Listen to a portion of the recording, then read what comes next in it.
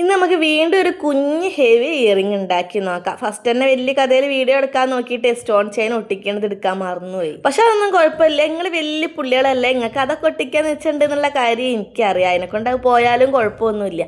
പിന്നെ ഉണ്ടല്ലോ, നമുക്കത് അതിൻ്റെ ചുറ്റിലും ഇങ്ങനെ ഐ ഷേപ്പുള്ള കുന്തൻ സ്റ്റോൺ ഒട്ടിച്ചെടുക്കണം. പിന്നെ കുറേ പേരുണ്ടല്ലോ കമന്റിൽ എപ്പോഴും ചോദിക്കലുണ്ടേന്ന് ഈ സ്റ്റോൺസ് ഒക്കെ എവിടുന്നാ വാങ്ങിക്കണേന്ന്. അപ്പം ഞാൻ വലിയ കഥയിൽ പറഞ്ഞ് ഞാൻ ബട്ടൺ ഹൗസ് നിന്നാണ് വാങ്ങിക്കലേന്ന്. എൻ്റെ വിചാരം ഉണ്ടല്ലോ എല്ലായിടത്തും ബട്ടൺ ഹൗസ് ഉണ്ട് എന്നുള്ളതാണ്. അപ്പം ബട്ടൺ ഹൗസ് അറിയുമ്പോൾ ചിലവർ വിചാരിക്കും ഞാൻ വാങ്ങണ കടേൻ്റെ പേരാണെന്ന്. അങ്ങനെയല്ല കേട്ടോ. നിങ്ങൾ ബ്ലൗസ് ഡിസൈനിങ് ഒക്കെ ചെയ്യാൻ വേണ്ടിയിട്ട് ബീഡ്സും ത്രെഡും ഒക്കെ വാങ്ങിക്കുന്ന കട ഇല്ലേ, അങ്ങനത്തെ കടയിൽ ഉണ്ടായിരിക്കും ഈ സ്റ്റോണുകളും. പിന്നെ ഇത് എല്ലാ സ്ഥലത്തും ഇങ്ങനത്തെ കട ഇല്ല എന്ന് പറയാൻ കാരണം എന്താണെന്ന് അറിയും. ഞാൻ ഉണ്ടല്ലോ എൻ്റെ ചേച്ചീൻ്റെ വീട്ടിൽ പോയിട്ട് എനിക്ക് കുറച്ച് സ്റ്റോൺസിന് ആവശ്യം ഉണ്ടായിന്.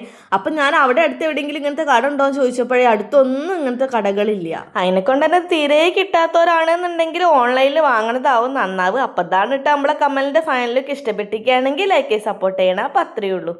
Bye.